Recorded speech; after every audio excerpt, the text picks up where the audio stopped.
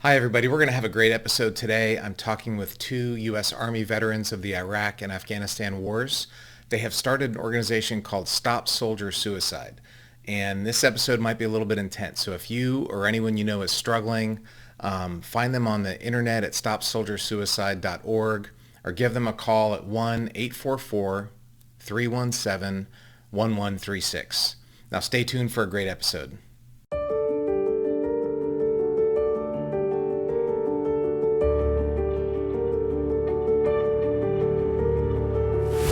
All right, hello and welcome to Down to Earth with Terry Virts, where we talk about what matters down here on planet Earth. And if you love the podcast, please subscribe and give us some ratings. And today, I am very honored to have a good friend of mine, Brian Kinsella, and his buddy Nick Black on. We're going to talk about what's been going on in Afghanistan and their experiences fighting our longest war in the Middle East over the last 30 years. And Brian and Nick, welcome. Thanks for coming on. Thanks for having us, Terry. Thanks, Terry. What a pleasure. Yeah, this is cool. I've got my Air Force shirt on today and I've got my hat on. Brian Kinsella is former Goldman Sachs person, but more importantly, an Army officer. And he founded an organization called Stop Soldier Suicide, which we're going to talk a lot about today. I see he's got his shirt on. And Nick Black grew up in a CIA family and was also a former Army officer who served in Afghanistan. So we got lots to talk about today, guys. And I'll start off my background. I was an Air Force pilot. And when I was in pilot training, Saddam invaded Kuwait. I was literally a second lieutenant, learning how to fly T-38s. And we sent the first fighter wing from Langley over to Iraq, and Americans started getting combat pay. And that was 31 years ago this month. Wow. So for 31 years, we've been sending men and women to Iraq and Afghanistan and other countries to get to fight for 31 years. It's incredible that started. And, there's people who joined the military and retired, after it started and before it ended. It's just incredible how long this has been going on. My time is I flew over Iraq. It was when Saddam was still in power. So I was never on the ground there. But I was flying to Qatar 2 years ago. I did this project called One More Orbit. It was the coolest. I got to direct a film about flying around the earth. It was really cool. And we flew right over Iraq and like exactly over where I used to fly. And I was looking out, I was like, there's Tal Afar Airfield, there's Mosul, like all the places where the Iraqi surface to air missiles used to lock on and we couldn't shoot back because it was the 90s and we weren't allowed to fight back. It really stressed me out. I mean, I never thought of myself as really having PTSD, and it really affected me. And that was such a small, I don't have any horrendous stories of getting, this kind of things that you guys probably saw, but it hit me that was my story, which isn't really that significant. And it affected me that much. So I'd love to hear about, what did you guys do? Nick, you got some really cool stuff. So let's start with Brian real quick, and then we'll jump on to Nick. So what was your story over there? What are your war stories?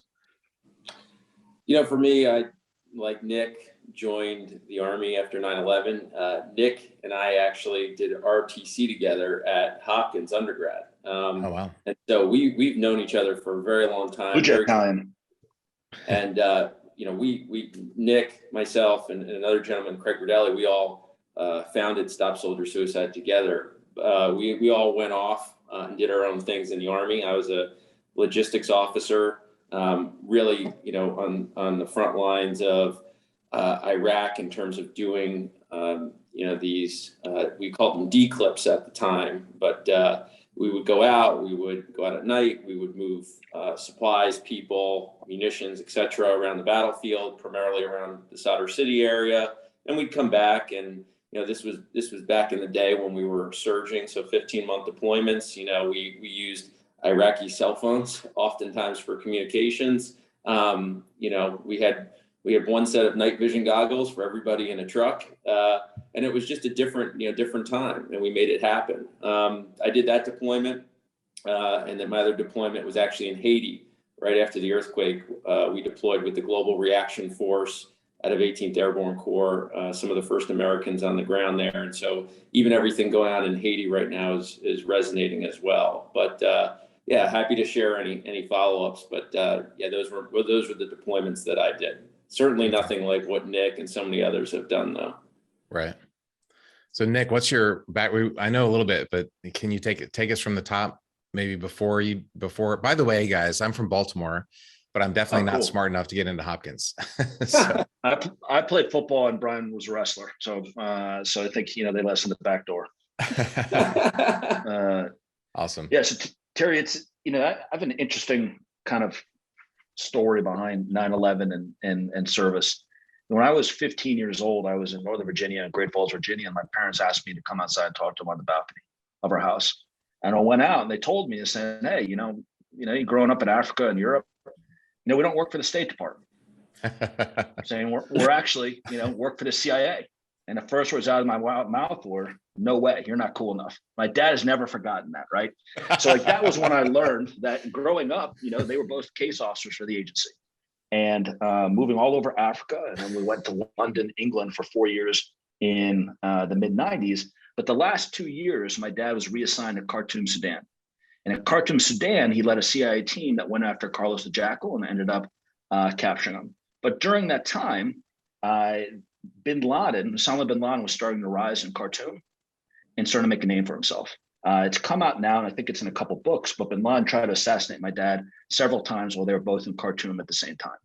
So Osama bin Laden, our house, this is in the 90s, yeah. 90s, yeah. So, when they told me what they did, and as they were now, public figures, I guess, at the agency, I learned all about bin Laden, right? Like we talked about him. And then my senior year of high school was at Langley High School. I played football. And I remember when we first started getting attacked, and we were 2 miles away from the CIA, right? In Langley, Virginia, we were Langley High School.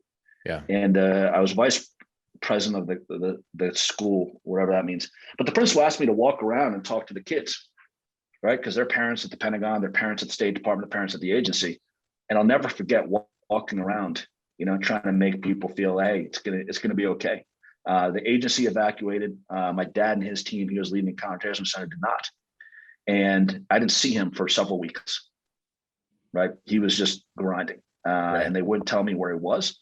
And in hindsight, what I learned was that he had the opportunity with, the people we work with to develop an invasion plan for Afghanistan. Wow. And so, Wow. and I can get to the end of it all means, but, I've talked to him several times over the last couple of days. And we've had many, many conversations about, the initial plan with the CIA, the special forces, the movies that came out about the books. But I think they were able to go in and kick the Taliban out in 2 months.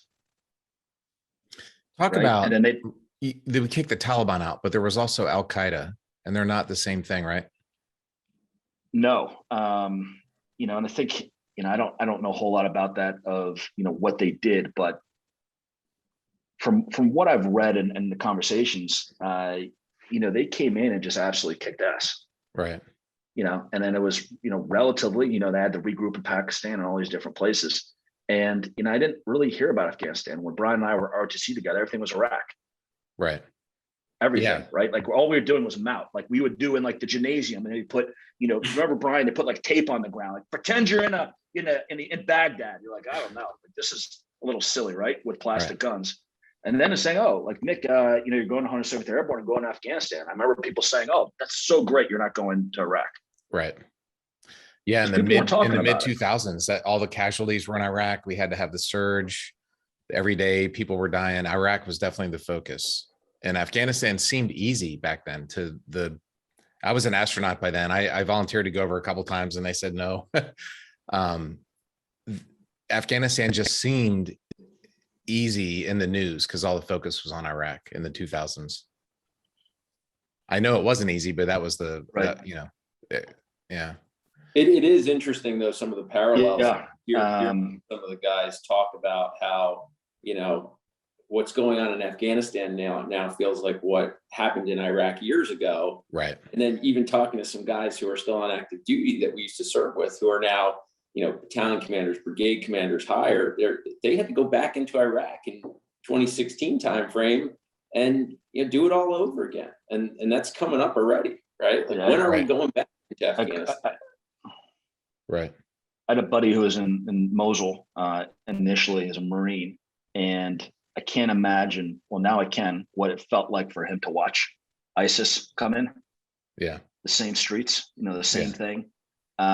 And it's been surreal the past 4 to 5 days. And there's these little images that keep popping up that just, throw me for a loop. One of them I saw yesterday was they had a picture of a Talib on the back of a truck, and the guy had an ACOG and M4.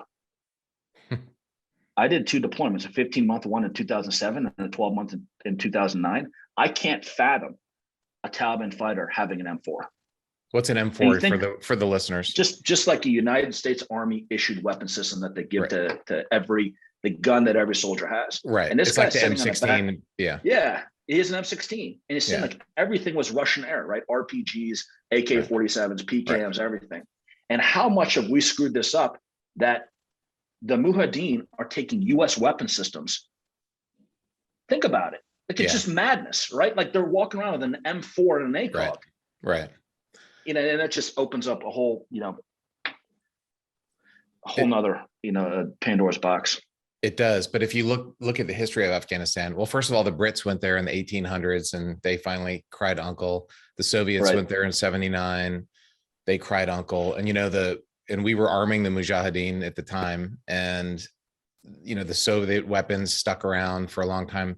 So there's constantly these Western powers coming in and leaving behind arms that the next group uses against the next group. And it's a century and a half history that just seems to repeat itself.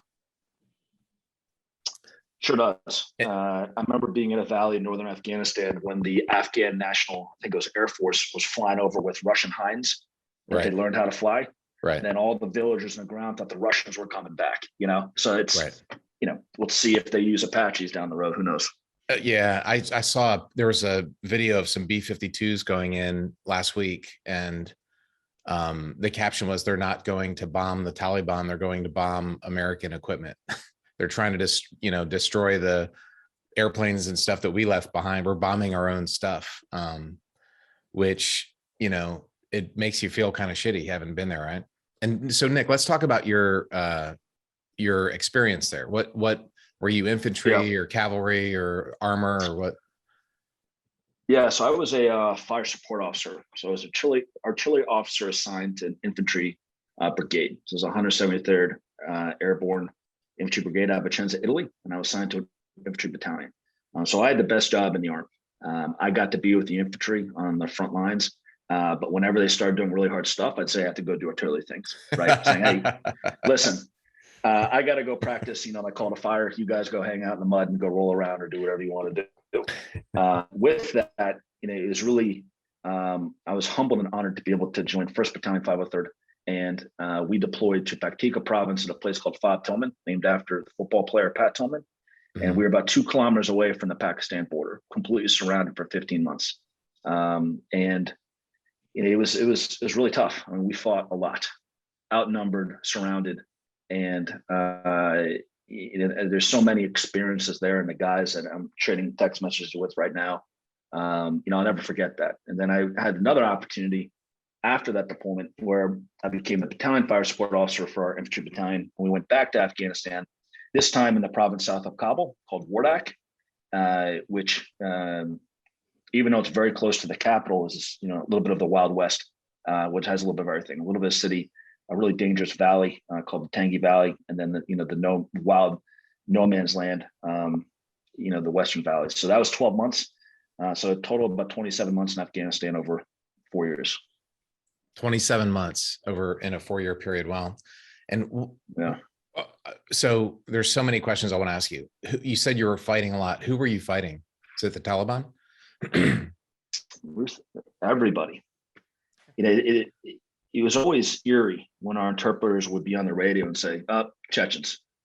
Like, Chechens. What? Everybody, wow. Right? You just hear like all these different, these voices and, different type of, and they say, these people are Tajiks. These people are from wherever it is.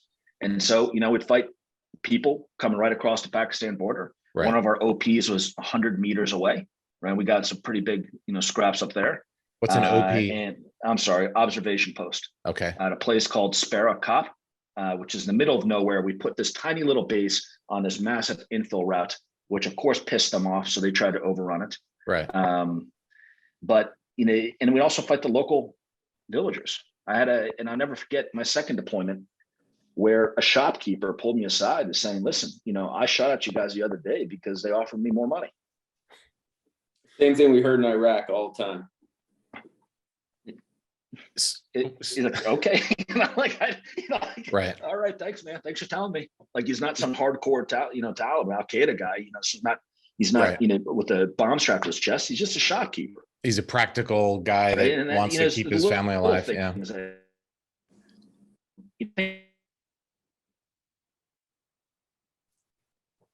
Can you see? Yeah, are you there? And what I learned, we had a State Department guy come down. There was some PhD of economics, and he pulled me aside one day. He goes, "Do you guys know what you're doing with humanitarian aid?" I said, "I have no idea what you're talking about." Because when you go in these bazaars and dump all the rice, the flour, the radios, the shoes on the ground, you're destroying the local economy. So, oh, really? I thought we're supposed to be handing out, coloring books. We've been told to give out all these beans, saying you're destroying the local economy, and these guys are probably going to be shooting at you next week. I didn't know that. I'm because they can't sell their stuff. Right. And saying like, oh, that makes a lot of sense. Yeah. I had to go to business school to figure that out, but yeah, I get it. Maybe we should stop just going in and, giving away everything when they got their own little economy going. So it's things like that just always stuck out of just, why is this so hard? That's amazing. So Brian, I would think in a place like Haiti, you need to give stuff away, but in a place that has a reasonably functioning economy, free government handouts don't help. I think we've learned that lesson in America over the years too. Well, it was pretty wild going to Haiti right after the earthquake, being one of the first Americans on the ground. Right. I was actually the aide to the general officer that ran the entire humanitarian aid disaster relief mission for the Joint Logistics Command. And it was very interesting, as Nick said, to speak with the agency folks, all the 3-letter agency folks that were also there.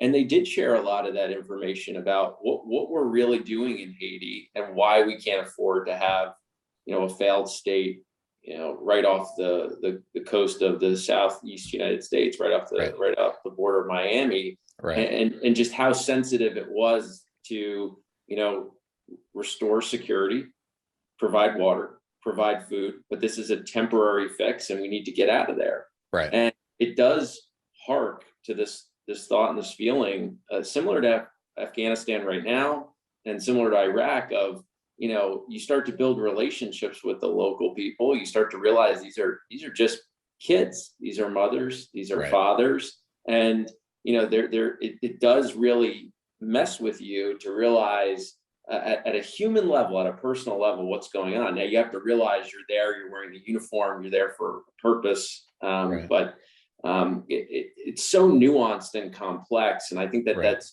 ultimately one of the most important things we can really share, having that lived experience on the ground with general population America is just, this is not a simple answer. It's very complex.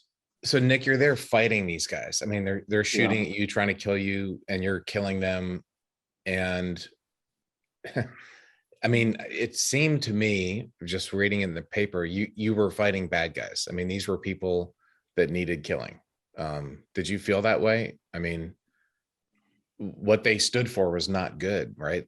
How they treat women, and they were supporting terrorists, and it does feel like you were fighting bad guys. I hope so. Yeah.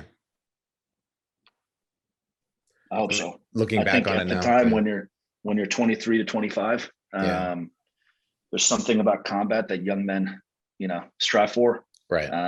And it was, I've talked to several people about this, and I've got a great friend who is, the highest levels of the special operations community. And how he explained to me was that there's a unspoken agreement that we're all going to the battlefield, right? And like, we're going to fight each other. Now, did we need to? I don't know. Did we need to continue to take, at least in my first deployment, it felt like, there's Russian stacking dolls. Let's start with 1,200 guys. Let's break up into 120. 120, let's break up into 30. And let's keep it extending where there's 12 guys in the middle of nowhere in Afghanistan. Right. Are we fighting? Are we defending? What are we doing? But, a lot of the guys, that we were going up against, they were there to kill us. Yeah. So we fought, but what was the point? Right. I can tell you that, all the 9/11 and all that stuff went out the window very quickly. And, it's amazing that the camaraderie and the community that we built together, it's something that I'm striving for the rest of my life. It's kind of like a drug that haunts me, but motivates me today. And we went on those missions in complete darkness in the middle of nowhere, Afghanistan, not for anything other than the guys, it's cliche, but to the guys left and right. Yeah. And so that became the mission. So I'm thankful for that. There's a podcast called Hardcore History with Dan Carlin. I don't know if you guys have heard it, but it's awesome. It's incredible. And for the last 2 years, he's been doing really in depth about the Pacific War against Japan. And this was World War II, when we had, Hitler was evil and the Japanese Empire was evil. We had to beat these bad guys. And even then, in such a clearly defined war where we had to win, at the end of the day, the guys were like, they didn't care about the rah-rah, political side of things. They were there just for their guys. And my uncle, who fought in Vietnam, has recently been telling me stories that I'd never heard. And it was the same thing in Vietnam. They didn't know what was going on. Vietnam was really a mess, but right. It's all, I think, probably if you go back to Gladiator, 2000 years ago, when men go into combat, they forget what the presidents and kings and generals say, and they were there to fight. Did you find that too, Brian? You were there not for lofty ideals or for? For us, right? We were also there, like Nick, right, doing these surge deployments, right? So 15 months. You're talking about how are you we are an all volunteer military, right? But who is volunteering to deploy as an 88 Mike, a truck driver, right, in Iraq, in central Baghdad, where every night you go out and you just hope that you don't get blown up. That's what we did every night. We just went out and we hoped that we didn't get blown up by a guy that was getting paid more than we could pay with a garage door opener. There was no one to even fight back against when you got, hit by an IED or an EFP. And this is where actually a lot of the discussions around military mental health started to come up, because you had people who were from disproportionately poor and underprivileged communities serving. And they're like, I'm here to serve. I'm glad to wear this uniform. But what am I doing here? And why am I here? My spouse is back at home cheating on me. I just really can't figure this out. And you start to realize when you sit in a truck, right, or you go on a patrol, whatever it is, every night for 15 hours, 30 hours, 50 hours at a time with these people, that they're also wondering these same questions. And when they start to ask them and they don't get the answers, that's when it starts to go down a bad path of, you start to hear those early signs of potential, anxiety, depression, suicidal ideation. And that's when you start to see kind of, wow, this could manifest itself into something really bad. And interestingly, I can't speak for Nick, but over the last couple of days, weeks, months, you've seen this steady pickup as this drumbeat of pulling out of Afghanistan has picked up, which again brings up these reminders of we've done this in Iraq, we've done this in Vietnam, of what really was the point. And I think a lot of us understood like this was a slow moving train wreck playing out, but it's more of this sense of, I can't believe my sister in arms, my brother in arms, was killed, lost a limb, lost their family, took their own life coming back after serving. That's what's really, hitting a lot of service members and vets, is that concept of why did we do this? And I think there is, like, look, if you wear a uniform or not and you serve, you're doing more than most people. most Americans. Oh yeah. And that is worthy. And we need to remind people of that. Don't ever forget that that is worthy and that's important. Right. Forget whatever the outcome is. Right. But to Nick's point, it really is about reminding people about that camaraderie and that sense of lived and shared experience that really matters. It really, really matters. Well, most Americans can't understand, obviously, and you guys know that, I'm sure, right? Like, I can't understand what you went through, Nick, in Afghanistan unless you've done it. It's hard to do it. And you mentioned the all volunteer force. I'm curious to think of what you guys think about that. Personally, I think we need a draft. I don't think everybody should serve because that's too many people, but I think we need a draft with no exemptions so that the demographics of the military is more like the general population. You know, I live in a upper class, wealthy community here in Texas. No one had any idea what was going on in Iraq and Afghanistan for the last 20 years because their kids don't go to the military. They're like, no way is my kid joining the army. And that used to make me so mad. Having been in the Air Force, which is not as, bad as not as, grunt combat as the Army, but still, I just got so frustrated with these, upper class people who would never consider serving in 1,000 years. And if if their kids were going to Iraq and Afghanistan, those wars would either not have happened or looked a lot different. I think we need a draft. Completely agree. Go ahead, Brian. I'll never forget when I started my career post the military, went to an event hosted by Robin Hood on behalf, I was the representative for the investment bank I was working at the time. You're standing up this, military network at the bank, BNP Paribas, we're supportive of it. Went to this event and I heard Steve Cohen speak, the hedge fund manager, the guy who now owns the Mets. And you're like, what does this guy know about the military? Right. His son joined the Marines. His son fought honorably. Mm-hmm. His son was like everybody else. And you had a billionaire say to his son, you don't have to do this. And his son said, you know what, Dad, I want to do this. I want to serve honorably. Mm-hmm. And it pulled that man down with every single other person. Mm-hmm. And ultimately, he stood up Cohen Veteran Network, right? Which is working around military and veteran mental health and suicide prevention as well. But it's the point of what universal service does to equalize and really bring people from all different demographics together. I've always thought that universal service, giving people a menu of different options. I know Stan McChrystal is a big believer in this, but it doesn't have to be the military. Maybe it's Peace Corps, maybe it's Teach for America, but give back in some way and allow all those people from all those different socioeconomic backgrounds and demographic backgrounds to come together. I think we'd have a lot less polarization in the country. Yeah. If we did that.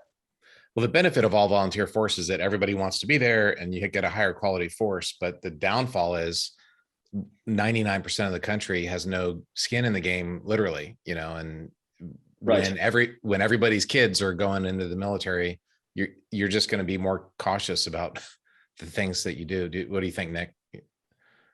Terry, I was at a bar in 2008 when I got back from the 15-month deployment in Capitol Hill, and some staffer came up to me and goes, "Hey, I just heard you got back from Afghanistan." I said, "Yep." He goes, "Oh man, thank you so much for what you're doing." I go, "Yeah, no, sure." So I got to ask you. So you're friends with Jay. Were you not able to go to college?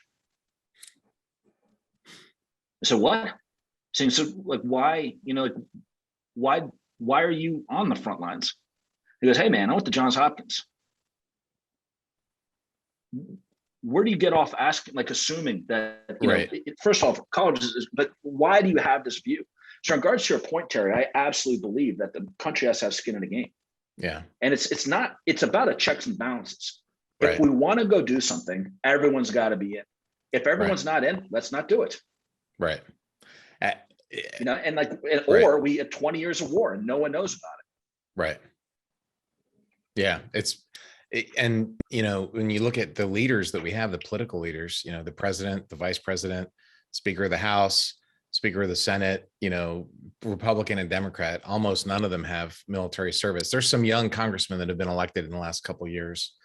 But the leaders that we have basically never served in the military, and they're making the most important strategic and tactical decisions at times. So anyway, it's I think that's something that we could do. The other topic is what on we've done with the deployments. military. Yeah.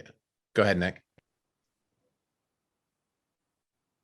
Multiple deployments. Yeah, Tara, I was just going to add into that. Yeah, go ahead. One of the struggles that I've had with this piece is, we have the military is just being asked to do way too much, right? So we go through all this training, airborne school, ranger school. You show up to a unit saying, what's our mission? To close with and destroy the enemy. All right, like this is testosterone on steroids. You can do that. Everything we do is to close with and kill people. That's what we do. Right. Hey, actually, we have all these 18-year-olds that are barbed wire tattoos and machine guns and skulls tattooed all over them, trained to be killers for the United States Army. Let's go hand out school supplies, guys. It's sitting like, okay, like if we're going to go into we've lost sight of a mission statement, like day one of Air Force Academy, day one of ROTC, everything needs to have a mission. Mission first, people always. What the hell is the mission? If you have a mission, let's go accomplish it. If you want us to clear to this phase line, awesome. I've got 120 guys I know that will clear that phase line. If you want us to just hang out and give out books, we're probably not the right guys to do that. Right. Amen. When we basic training at the Air Force Academy, I was 17 years old. We watched Patton with that big in front of the big flag. I still remember him saying, your job is not to die for your country. Your job is to make the other poor bastard die for his country. I still remember that as a 17-year-old watching that Patton speech. Yeah. So when I was a second lieutenant showing up to Bagram, I walked up to the major giving the in-process briefing. And I thought, like any good young officer, I had to ask him, what's the mission? Sir, my name is Second Lieutenant Nick Black. I'm going to attack company in Paktika province. What's the mission? And he looked at me and he said, what? I said, sir, what's the mission? Right? Like just like out of the manuals, what's the mission? Counterinsurgency. I said, so what do we do? Hand out school supplies. I was like, are we supposed to like do something? Or, okay, you guys this is your AO. Great. What do you want us to do? We'll fight the enemy. Where? Everywhere. When? All the time. To what ends? And we did, right? And we had, nice closure on that, where the enemy said, we don't want to come here anymore. But in hindsight, being 37 years old, man, it is a strange experience. It's awe-inspiring to see how much we do ask of the military, right? We're fighting two wars simultaneously, Iraq, Afghanistan. Earthquake happens in Haiti, one of the worst natural disasters of modern time in the poorest country in the Western Hemisphere. President Obama says, we're sending the Global Reaction Force, 82nd Airborne, Brigade Combat Team, you're going in. They went. Right. They put an entire Brigade Combat Team plus in, less than several days. Right. And you had a bunch of guys, myself included, right? About 5-6 months back from 15-month combat deployments. Right. And we're able to switch gears, pivot, and do the mission. Now, were there obviously friction points and learnings? Of course, but it is awe-inspiring to just see the sheer power of the military and its people and how they can adapt. It's certainly in many ways not sustainable, and we can certainly talk about that. But that's what motivates, me and us really in terms of what we do at SSS to continue to say we need to keep serving these people who've worn the uniform because they have done so much. And even though even you take the people who were potentially, discharged that didn't, necessarily do the right things when they were, on active duty or serving. They still even try, right? I mean, it's so much more than what others have done. Well, I want to talk about what we ask of guys, because in Vietnam, you had your year, right? You went, and I was talking to my uncle about this, and when it was done, you went home. And, some guys went back a second or third time, but that was very rare. And that was only for volunteers who were going to make a career out of the military. My uncle, he landed, they were trying to land in Seattle. They couldn't land because the hippies were out there protesting on the runway. And 50 years later, it bugs him so badly that after, hiding under his cot, getting mortared, attacked by the VC, when he comes back, there's people calling him a baby killer and stuff. I never realized the amount of stress that gave him for so many decades that he still remembered that. But he said, like, he landed and was basically throwing his uniforms away. He got his final pay from the base pay office and was done immediately. Like, he immediately got out. And so my point is, in that war, you did your year, you knew when the year was over, it was going to be over. But in Iraq and Afghanistan, it was endless. And to send men and women back 2 times, 3 times, 7 times is wildly, wildly unacceptable. Like, you can't maintain a normal mental state, I don't think, in that, just in those circumstances. What do you guys think about the multiple deployment policy? You had to do it because we had to keep the Army. I mean, there's no choice for the generals, but that just doesn't seem like a smart thing to do. It's so frustrating. One of the non-commissioned officers, a platoon sergeant that taught me how to fight and saved all of our lives many times, a guy named Andy Moore. His father was in Vietnam and is a really smart guy, really successful businessman. And he explained to us the AAR post, the after action review post Vietnam. And we violated all these things to include, right, do not do more than a 9-month deployment. Right. And so my first deployment was 15 months. And they announced that, I think, a couple months before I left. We got to Afghanistan, the 5 Tillman, and we relieved a 10th Mountain unit out of Fort Drum, New York. They had guys that went home for 12 months. After 12 months, they flew home. They brought them back to Afghanistan and got killed in the last 3 months. Then they go back, and then we're on this cycle of doing it again, right? 15, then 12. And then you have the other side of the community with the special operations. These guys go in for 4 months, every 9 months. Right. I know guys that have deployed 15 times. And you're spending your life, you don't know if there's an IED, you don't know if there's a sniper. Like, you've got to be on complete edge 24/7. And that mentally, I can't imagine that. And then you come back to America and you're going to the grocery store and there's soccer practice for the kids. The 180-degree swing in your mental state can't be sustainable. Like, and Brian and Nick, you guys, this is your organization, right? And Brian, you run a mental health care company. I'll let you guys talk about it. The multiple deployment in combat and then coming back to America. And when you're in combat, you've got a mission and you're with your brothers and you're fighting. And then when you come back, you're just working at some job and you lose the meaning. There's so many mental health things here. I'll let you guys talk about it. I would just say quickly, from my perspective, doing that 15-month deployment, I know Nick did one too. It was a real, it broke people to spend 2 birthdays in combat, to miss 2 holidays, right? Being on one deployment, to miss their daughter or son's birthday twice in one deployment. I think that there is something to be said as well for not just the sheer number of deployments, but also the length of time. And oh, by the way, connectivity has changed, right? I mean, now everyone's got an iPhone, potentially, you can actually stay in touch maybe better. But back in the day, I mean, you might have gone for a while.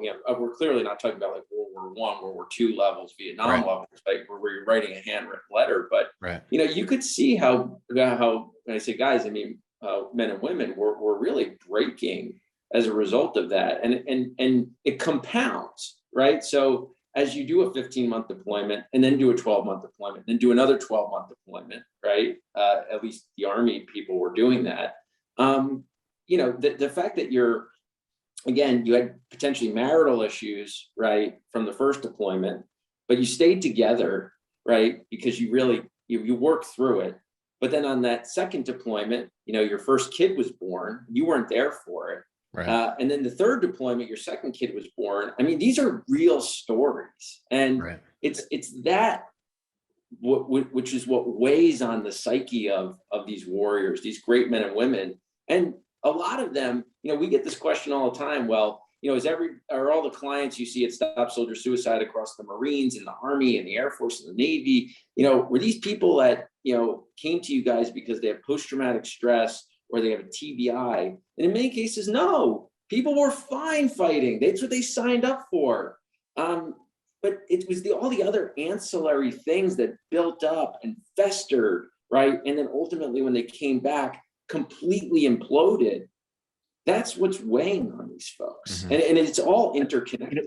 I think building on that, Brian, the multiple deployment piece goes back to, and I've had this conversation with some of the guys I was with. What if at the end of 15 months, they said, hey, here's our objective, here's the end state, we can win this thing? I bet you majority of those guys would have stayed for the win, right? The United States military wants to win, whether in the Air Force, the Navy, or the Army, or Marine Corps. You want to win. You're not going to hang out. You're not going to defend. You're going to attack. That's everything that we do, right, is to close with and destroy the enemy. So if we would have had a mission set saying, hey, guys, we're going until we win. Everyone go.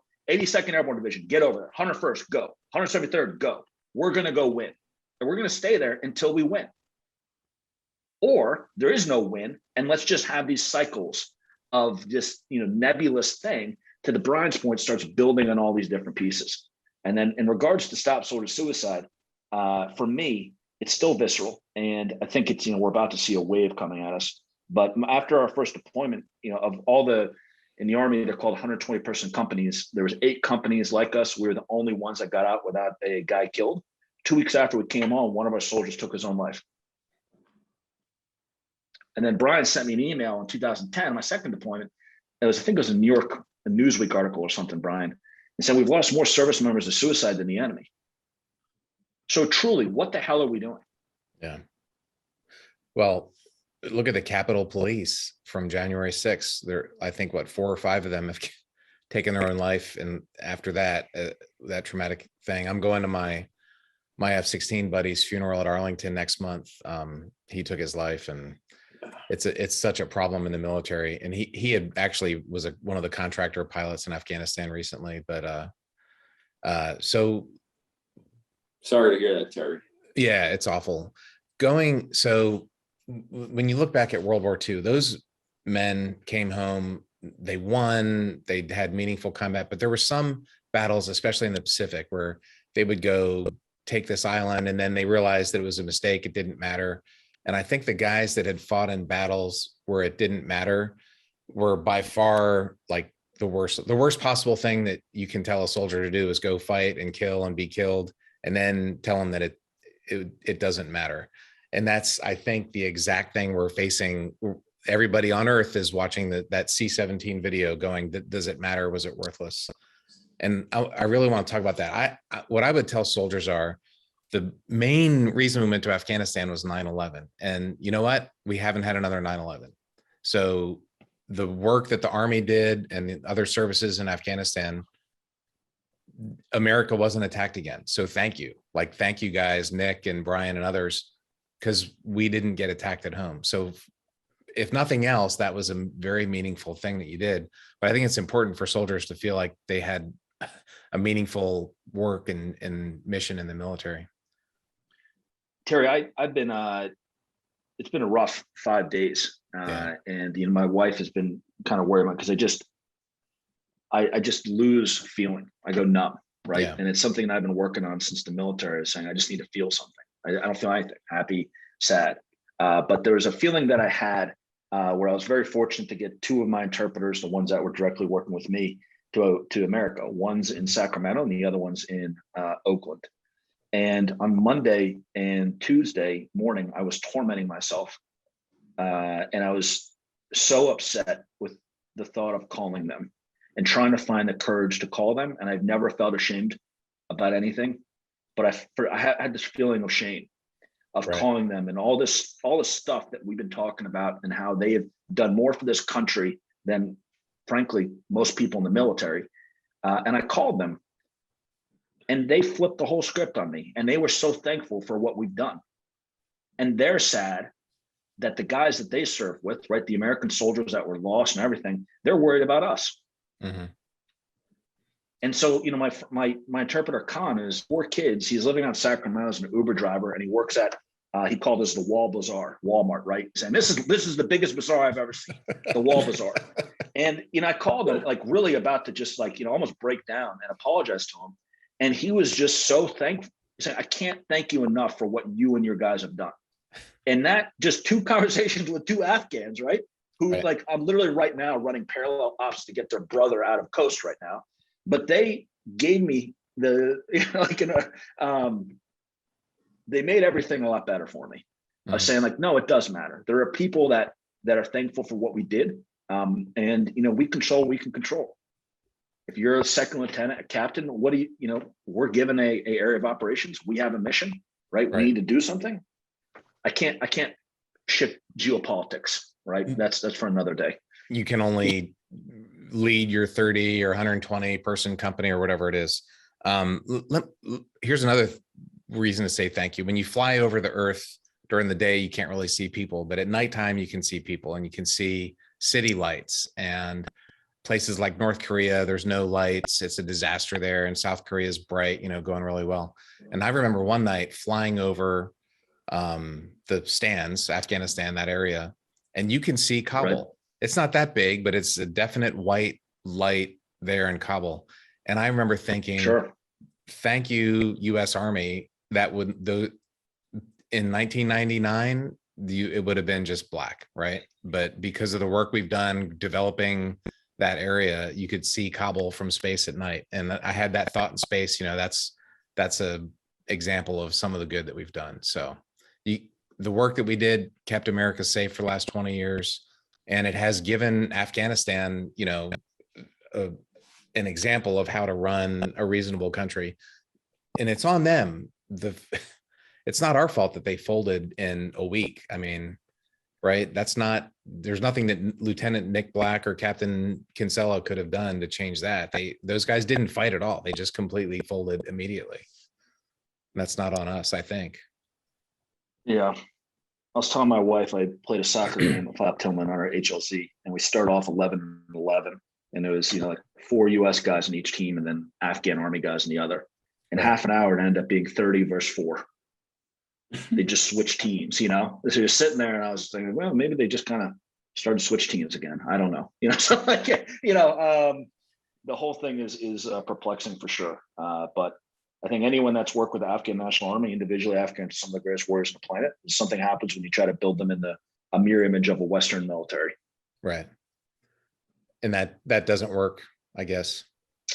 Logistics aren't a strong suit, I would say, of the Afghan people. I was my first deployment. I was on a mission, and they had us do overwatch, so we had to climb up into the mountains and oversee this pass, because the Afghan National Army just got their first series of MRAPs, which are these big American vehicles that are mine resistant. And it was all an Afghan-led patrol. The patrol broke down. They didn't have any extra parts. So we ended up staying in the mountains for a week overwatching these guys. And finally we went down, and I'll never forget walking through, and they had the hood open of one of the MRAPs, and they were cooking a goat in a big pot on the MRAP. I remember looking to the guy, the commander next to me, and saying, "Hey, sir, I don't think these guys need MRAPs, let's just get them some good shoes and, some new weapons, and they should be good to go. But what are we doing?" Just simple things like that. But we'll see. I just saw this morning that the Panjshir Valley is flying the Northern Alliance flag again. And Ahmad Shah Massoud's son is taking charge. So it's going to be an interesting development for sure over the next 30 days in Afghanistan. Right. Brian, do you guys is that a question that, your Stop Soldier Suicide organization, I'm assuming you talk with guys that are struggling, and is that like what you did was meaningful? Is that an important part of the message, or is that not even worth talking about? I don't know. I mean, 100%. I mean, I'm sure like Nick, right? I mean, it's just countless messages from people that we served with. I mean, I've been getting messages from the spouses of people who served, mother of someone I served with. I mean, I had a text message from a guy I went on every combat mission with, who then went on to Ranger Regiment, deployed a bunch of times to Afghanistan. He sent me a text message, I'll read it, yesterday. It said, "Got to do something about Afghanistan, man. I wish I can be there. Too bad. I'm a lost number in the fight for OEF and OIF, Operation Iraqi Freedom, Operation Enduring Freedom, which is Afghanistan." And my immediate response was, F that. Like, you did the right thing. This was a worthy cause. Like, forget the outcome, right? Right. And the ability, and Stop Soldier Suicide, we're a purple organization. We serve all branches of the military, active, reserve, National Guard. We serve military families, veterans, in every state in the country and overseas, right? The number one thing we're focused on, we're focused on a lot of things, but it's really this awareness and outreach campaign constantly, right? It's the element of just being in front of people and reminding them that it's okay to get help, right? For whatever it is, right? Yeah. You may feel a certain way. You may have this anxiety, this crippling anxiety or depression. Well, it might be related to the fact that you're feeling some way about Iraq and Afghanistan, but it could also be related to the fact that you can't get a job, right? Since you can't get a job, you may drink every night, right? You may have issues with your spouse or at home, right? There's a myriad of things. And so we're constantly trying to attack the stigma, which stigma in mental health care, yes, thank goodness it's coming crashing down post-COVID, but we still have a very, very, very long way to go to normalize mental health care. Nick and I work very closely, not just co-founding Stop Soldier Suicide together, but even working together at the new venture I'm focused on, Rapport, which is civilian mental health care. And, doing these intake calls and listening to people, there are a lot of parallels even back to the military community. The difference with the military community is it's even more acute, right? We have a suicide rate in the military community that's 50% higher than the civilian average. We don't even know if that data is real, right? You look at the COVID dashboards, the Johns Hopkins COVID dashboard. They have every data point throughout the entire country down to the county level about how many cases there are, active, real time, how many people have died. We don't have any clue about what suicide data looks like, outside of the active component and the reserve component or in the civilian population. It's this. It's we put our finger in the air and we try to figure it out. Now, at Stop Soldier Suicide, we're doing a lot of work around improving data collection, really understanding in a quantifiable way what the problem is. And then to Nick's point, let's actually put a target out there. Let's have a lofty goal. We're going to reduce the veteran suicide rate to the national average by 2030. We want to win. And let's backward plan and figure out how to solve that. Let's put our finance guy hats on and figure out how to solve that. Terry, we talked about the average, sailor, Marine, airman, soldier could not affect the outcome of Afghanistan, Iraq, and geopolitics. This next fight, we can win. And it's nothing to do with policy. This is a fight we have to win. It is unacceptable for veterans to have a higher suicide rate than the average American civilian. So all of us need to figure this thing out and fight this fight and win this one. And it's not going to happen from some general or some senator. It's individuals reaching out to their buddies and taking care of them. And as Brian said, taking away the stigma. If you're not getting help, you're in the wrong. Talk to somebody, right? 100%. We can win this one, and we have to win this one. Totally. And you heard Nick say it firsthand. He was struggling. I'll say it firsthand on your podcast, Terry. I fucking struggled. I have struggled. I have had some very dark times in recent years. I have too. And I've had friends just like disappear and ignore me. And I've had other guys reach out and stuff. And I think the way you win it is with your brothers and sisters reaching out directly. Guys that like us are not, they don't want to go admit weakness to some official program. But if you have your colleague, your fellow soldier talking to you, that's where it, that's kind of where it has to happen, I think. Anyway. I think you're exactly right.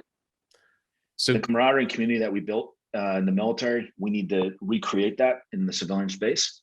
And as I see it, when I talk to guys, like if you're in squad 1 in an attack company in 1st platoon, how are the other 10 guys doing? Right. Like build those bridges, and we have all the support.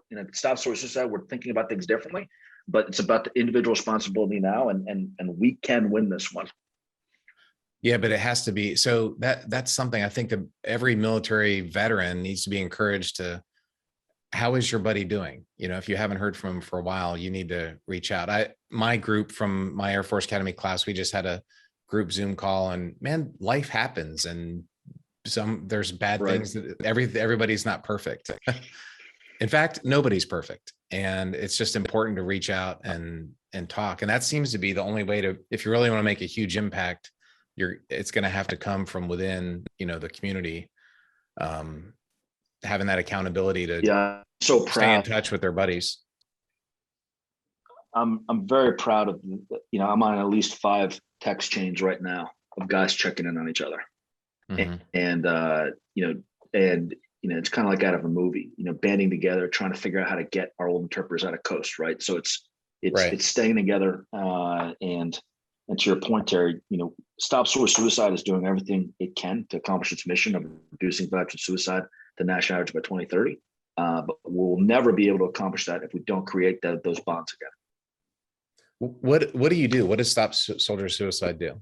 Like, what is your organization? Brian, you want to go ahead? Yeah, I mean, essentially, we started when, it's just important to remember the context here of the fact that this started legitimately with, 3 Hopkins classmates, right, who all, answered the call to service after 9/11, right? But we were answering the phones, like just trying to help people because we all had seen firsthand. Craig Rodelli, Nick Black, and I had all seen firsthand, right, like what was going on with people that we served with. And I think what we quickly realized is that, holy crap, this problem is way bigger and way more complex, right? So again, being of the mindset that you need to create a sustainable organization, right? If you're going to help anybody, it's got to be sustainable. Like, how do you create an organization with operating leverage, right? So back in 2010, it was, all right, let's put together a network of disparate resources, right? There's over 40,000 veteran serving organizations in the country. Let's figure out how to connect people in need, right? Leveraging technology, right? So a technology-enabled services business, right? Mm-hmm. We run Stop Soldier Suicide like a for-profit business with a tax advantage, right? How do we actually come up with a sustainable solution to use technology to connect people to resources across the country? So that was, V1, right? Then V2 is, okay, we've got all these resources. We've got all these people that need help. How do we do a better job of actually finding people that really need the help in a timely manner because we can't boil the ocean? In fact, Nick is, and I don't want to steal his thunder on this one, so I won't, but we should circle back to it around like not trying to do everything and try to be everything to everybody, right? Like, let's be targeted on that. But it was then V2 is, okay, let's have a more effective methodology for getting people in need. Then it's, okay, how do we actually use quantifiable metrics to really measure success, right? And then now that we're institutionalized and we're really up and running, right, how do we continue to leverage data across the entire continuum of care from start to finish, and even potentially before people are even thinking about taking their own life? This is this black box project we're working on to really connect the dots across the entire spectrum so that we can effectively take this and present it at scale and say, hey, for every dollar that you give us, or for every $100,000 or $10 million or $1 billion, whatever it's going to cost, here's the exact way we're going to accomplish this, just like you would any other for-profit business plan. And that's really, in our opinion, how you're going to win, is have a very well thought out strategy and get the right team and execute against it. We're building that awesome team. We've got a great team. And that's what we're doing. But Nick, you should definitely fill in, because Nick's been excellent at this. There's a couple of massive inflection points in this organization, and one of them happened because of the comment of a young specialist. Brian, on behalf of Stop Source Suicide, was awarded a medal or something from General Milley of like nonprofit of the year. And so Brian has me as his date. I'm not the best looking date, but he asked me to come with him. And it was very surreal, right? So like Stop Source Suicide, we're helping a ton of people. We're doing a lot of great stuff. So we go up there and say, hey, here's your award. We take pictures of General Milley. He's an awesome guy. They assign the lieutenant colonel to me and lieutenant colonel to Brian, like the dog and pony show in reverse, right? People are, going down. We go to the Tomb of an Unknown Soldier, part of our trip up to DC. This is 2017, I think, Brian. And we're at the tomb, and then they take us down to meet the soldiers that have the honor guard for the Tomb of an Unknown Soldier. And a young specialist walks up to me and goes, "Hey, sir, congratulations on the award." I go, "Yeah, man, thanks." He goes, "What's the organization called?" "Stop Soldier Suicide." And he goes, "Oh, that's great. When are you going to do that?" I said, "What?" He said, "It's just, as only like a young private or specialist can. Well, when are you going to stop soldier suicide?" Right. And I looked at him and said, "I don't know." So we had this whole point. I remember going to Brian and saying, "Hey, man, like we got to come up with like how we're going to actually solve this problem set and not just fall into the trap of helping." So that was a moment when I remember going to a fundraising event that night and saying, "Hey, we failed. I could tell you all the people we helped, but I can't tell you quantitatively that we reduced veteran suicide." So that shifted the entire organizations, coming up with the mission of reducing veteran suicide by to the national average by 2030. And so we started to think about, we have this entire resource center staff with incredible mental health people. We have all these things that we're trying to do. We need to figure out how to find veterans at the highest risk, being able to serve them, and being able to prove that we are able to save their life. Just like in business metrics, how much does it cost to acquire a veteran that is at risk? And how can we prove that we saved their life so that we can invest capital into it and reduce this number? So it's been a hell of a ride the last 4 years, transition organization, but we're doing some really neat stuff. We got a guy from, former CAG, Special Operations Community, did forensic analysis. And what we've empowered him to do, Terry, is, believe it or not, the data on veteran suicides is almost non-existent. Mm-hmm. Right? The real smart people will tell you, like, hey, if you're a white male, access to a gun that drinks between 23 and 35, that's you. Well, hell, there's a lot of us, right? And that sounds like a lot of the veteran community to me. Right. And so what we're starting to do is saying, okay, we can't boil the ocean. There's millions of veterans. We can't serve everyone equally. If we're going to accomplish the mission, we got to segment and we got to be able to serve that group. And so what this guy is starting to do with Brian referred to Black Box is that working with veterans, working with the families of veterans that have taken their life, we're collecting their social devices. And just like one would do with the sensitive site exploitation, if you go, to hit on Bin Laden or whatever, and you see the guys throwing computer drives in the bag, mm-hmm. How can we take the cell phones, the computers, and start to map out what that experience is like before a veteran takes their life? How can we start creating data sets to understand, and most importantly, to start to interject? Right? We have all these hypotheses and saying, hey, I had a Marine friend that took his life. He was late to work. He started going to spiral, started drinking, had access to a gun. 4 days later, took his life. Yeah. How can we start to plot out? Did he have a note on his computer? What does that mean? Did she ever reach out to people? So in plotting that journey out, our belief is that we're going to start to be able to do data-driven testing to figure out how we can find the veterans at crisis and then quantitatively tell the country we are reducing veteran suicide. This is how we're doing it. We can accomplish the mission. We will get the national suicide rate by 2030.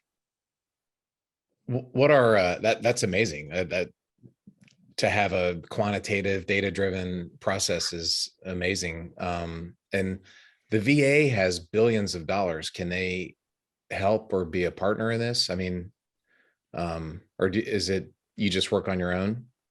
I think the important thing to remember about government, especially at the highest levels, is that the velocity of turnover of senior professionals, right, at the SES level and above, right, kind of confirmed positions, means that it's important for us to have a lot of connectivity, which we do at the senior most levels of government. And it would be incredible to be able to articulate in a very quantifiable way, right, how we are going to execute against this plan and have them invest into it, right? It's an investment. And oh, by the way, there's an opportunity cost element to this, right? We estimate that by 2030, veteran suicide will account for more than $220 billion in public costs, right? So if we don't get this right, it's very costly to society. And if we think about the total cost of the wars in Iraq and Afghanistan, it's important to think about the second derivative. Let's be forward-looking. Let's think into the future. And so we can articulate that to government officials. I think where it gets a little bit tricky at times is especially around the reporting of information, right? The anonymity that our organization provides to our clients, right? And really making sure that we get that right.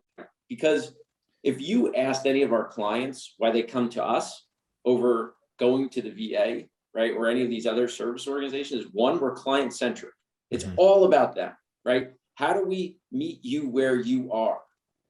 It's also, hey, we're going to break down the stigma by giving you a safe place to come. Right. We're not going to report your data back to your chain of command, right? We're not going to look at you and say, oh, you're other than honorably discharged. We're not going to help you, right? Right. Frankly, we will help anybody. I mean, Right. we have helped anybody if they fit the criteria of what we're helping. And then the third piece of it is really this concept of, we're not charging you. We're removing all those pain points and we're creating these gains for you as an individual, right? And we're even now doing that with certain military communities, right, that have really faced a lot of problems, right? And even their own internal resources that are very, very, very well funded to the tune multiples of what our annualized revenues look like. But they come to us because they're like, you guys are like the asymmetric fighting force that we need to attack this problem. So it's not an obfuscation of a political landmine of answering that question, but it's important for us to have the relationships. But at the end of the day, we're probably more combat effective by being able to think outside the box, move fast, and meet our clients where they are. Terry, we're happy to work with anybody. The bottom line is that I don't like doing this. This is not fun. Right. Stop Soldier Suicide has not been a great experience the last 11 years. The greatest day of my life, outside of getting married and kids, see you, Amanda, I told you I'd remember, is to shut this thing down. Right. I am so excited to lock the doors and throw away the key, and I'm out, right? Right. And the only way to do that is to be quant driven. And I'll tell you, Terry, and I'm sure you're this is going to be a big surprise. When you're quant driven, people don't like data. Mm-hmm. Because we're proving some stuff doesn't work. Mm-hmm. And so with that, there's 43,000 veteran servant organizations.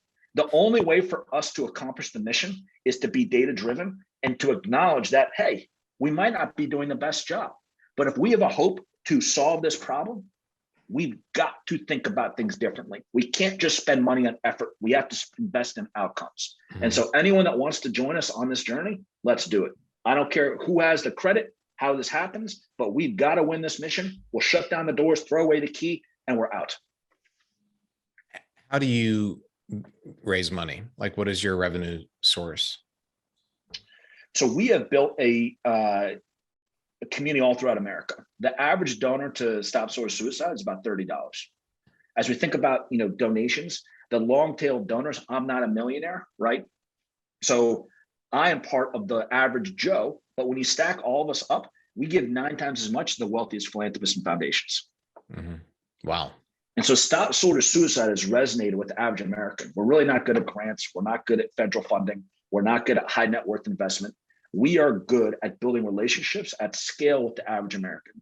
So we've got, I think this year with a $10 million budget, and I'd say probably 80% of that is coming from $30 gifts from across the country. And that's happening through social media. That's happening through our website. It's being able to build these stories, these narratives, and getting people involved. Nick, do you want to share just what we did during COVID and really leveraging the expertise of Good United and how that really just created a rocket ship, not just for Stop Soldier Suicide, but even now how other massive nonprofits, the biggest in the country that are curing cancer, are using that same concept and Good United to actually do that?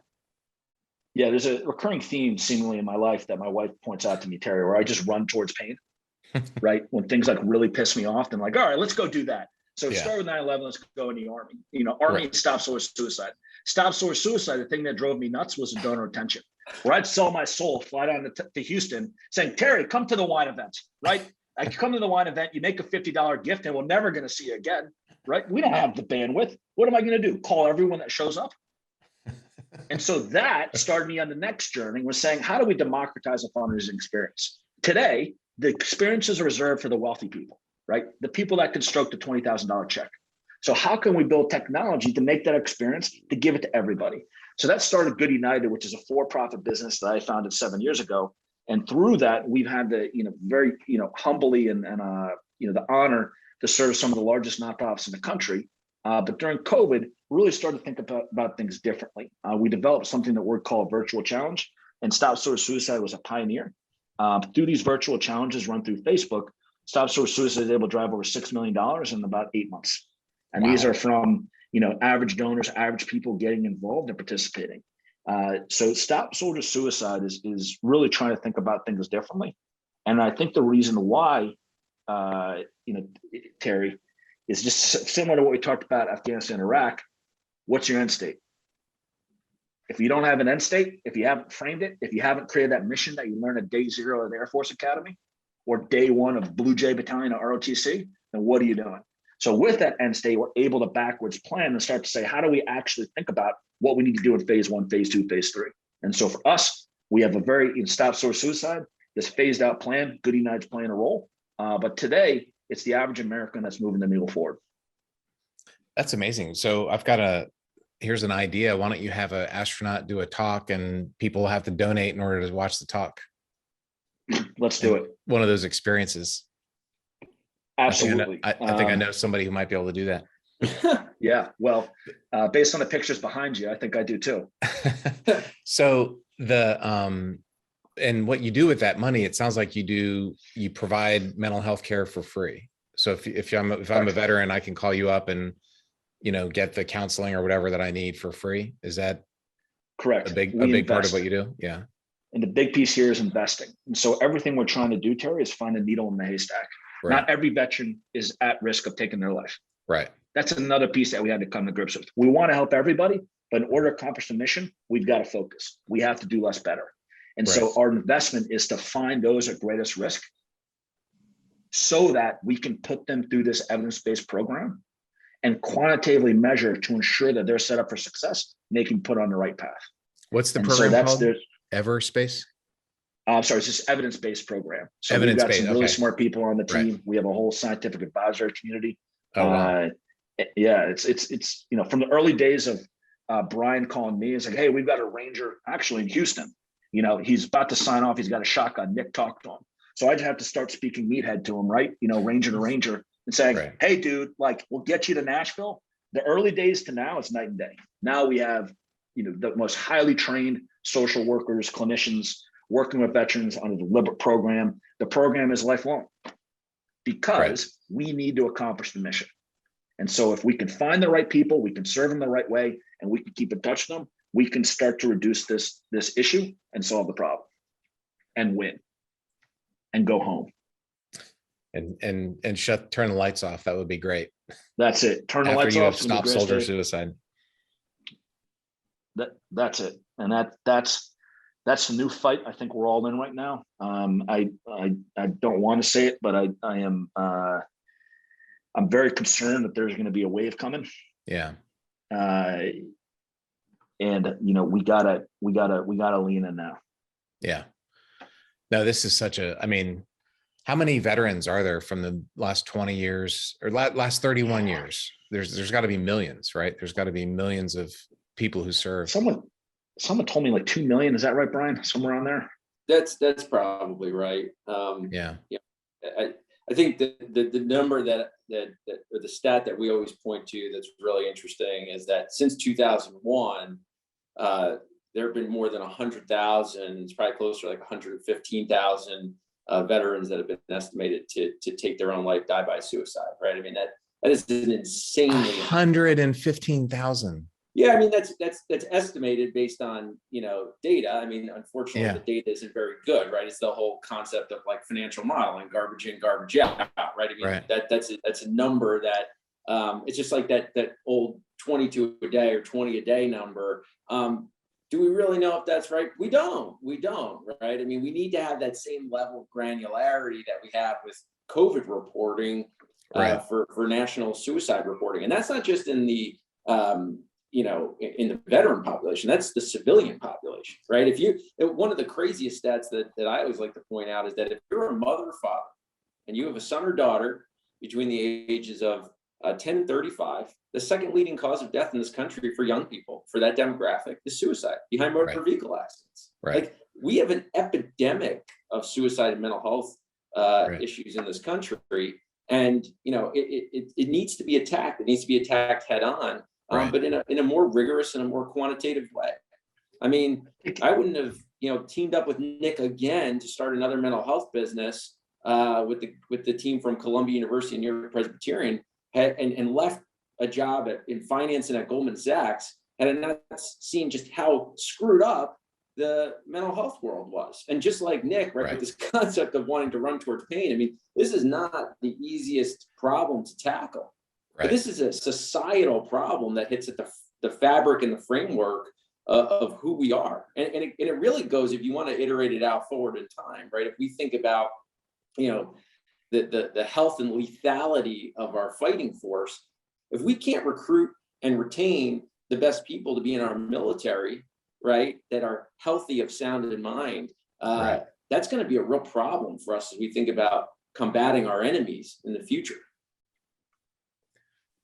1,000%. And yeah, so Brian, we didn't really dive into your story, but as you just mentioned, you went from a pretty good job, to say the least, to a lot of pain and difficulty, but it sounds like it's going pretty well now. Starting a business of any kind is tough, and you picked a great time to start this one with COVID happening. I mean, look, I will say this on the record. If it wasn't for Nick Black and many of my other, friends being in my corner, trying to launch a business into the height of COVID and having to completely pivot the business model. I mean, it was really hard, and there were a lot of dark times in 2020. Right. And I'm grateful to those friends and advisors that were able to say, hey, look, like, this is a really tough journey, and like, put your helmet on, because it's actually not going to get easier. It's going to get harder and harder. And it has. And so, yeah, I mean, we're definitely serving a need for clients, right? For our clients at Rapport, just like it Stop Soldier Suicide, but it's a journey. And as Nick will tell you, as an entrepreneur for a long time, it's hard, it's arduous, and it really tests your mettle. Yeah, but you guys are serving still. I mean, maybe in some ways even more important than when you were serving, when you were in the Army, helping guys lead their best life. That's an important mission. Yeah, it's this whole Afghanistan issue. I felt a similar thing a couple of years ago with one of my very close soldiers took his life. He was in a Ranger regiment. I remember going for a walk, going numb, and thinking, why am I doing this? Yeah. Right. The same questions that we talked about, like, what was it for? What's the point? Right. If I can't help this guy, then what am I doing? And, through that pain, it's just the drive to want to win again. Yeah. And, what we're seeing, saying this is it, right? We can win this one. We got to think differently, and we're going to piss a lot of people off, but we can win this. Yeah. And you're going to win when the men and women are living a good life and, dealing with problems successfully. One of the things, guys, I remember looking back at Earth, and you can see that I got my pictures back here.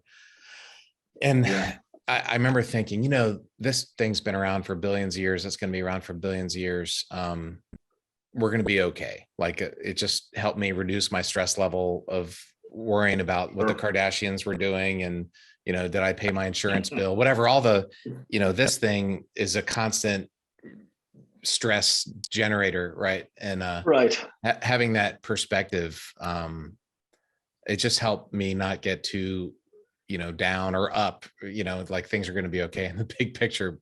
So I don't know, maybe that's a perspective to think about. I appreciate that. I think it definitely is. And Terry, it's been great. Obviously, when you came to speak at Goldman for the Veterans Network, to the entire community of Goldman Sachs, and just, even seeing your, continued just giving back and thinking about service, as an Air Force, a retired Air Force colonel, and commander of the space station, and an astronaut. I mean, it's incredible, and it's really been one of the things, again, that's like so motivating, is that there's this immediate connection and bond. Like, I can't even fathom what it would be like to be a test pilot or to be an astronaut, right? And the dangers that come with it, but just that mutual respect of having worn the uniform, the cloth of the nation, served, given back, still giving back. I think that's, again, like, just the same concept, and just how do we, as a theme, as a narrative, just to continue to remind people how important that really is, right? If we could say anything to all those people out there. I mean, whether you're an 88 Mike, truck driver, or, you were the guy mopping the deck on an aircraft carrier, you were a tip of the spear Navy SEAL or an astronaut, it all matters. It's all important. And increasingly, one could argue with Space Force, and we've talked, Terry, about Cyber Command, like maybe that tip of the spear is also starting to move as well, right? In terms of like where, we need the sharpest minds, and we need to be able to, attract and retain those people. It's important for America. And, that's the message I would have for our vets, especially Afghanistan, but also Iraq, is that, what you did mattered. America hasn't been attacked since 9/11, and that is huge. And, thank you for what you've done. And things didn't work out perfectly, but the service mattered. And, so that's my thought. Anyway, I just want to make sure that guys know, thank you. There's important work that was done. I could see the lights in Kabul from space, and those Afghani people would not have had that without the work the U.S. Army did on the ground there. So there's lots of, there's certainly lots of bad, but there's also lots of good that was done. So, that's a message I think we need to get out to our military guys. And this week, because like you said, you're going to have a wave of people that are like, what the f- did I do? Why did we just spend the last 20 years doing this? And we need to let them know that, Right. There was good things done, and we appreciate it and are thankful for it. And go ahead. Yeah. How can people support Stop Soldier Suicide? I got my hat on. If they, if they're like, what, I want to help the guys and, help them in this transition back to civilian life, what can they do? First and foremost, reach out to veterans and, make sure that they're doing all right. Right. Mhm. Encourage them to talk with other veterans. If you are a veteran, reach out to your buddies. That's the primary thing you need to do. If anyone does need help, then reference them to Stop Soldier Suicide. Second piece is join the battalion. So we have launched as we talked about, the average Americans funding this effort. You can join the battalion for $20 a month and join the fight. Right. And we're holding ourselves accountable. What we're going to do is veteran suicide and national average by 2030. It's going to take everybody. If you join the team, $20, $10, whatever, get in, and we can figure out how to go from there. Whether it's coming down to your workplace and talking about the issue, or participating in a fundraising event, or helping veterans in crisis. We got a lot of people working on finance to whatever it might be. Just lean in, get involved, and let's do this together. All right. You need a squadron. I don't know if I want to be in a battalion. I got to be in a squadron. Yeah, we'll get you a squadron. We'll have the Terry squadron. all NASA guys. Yeah, exactly.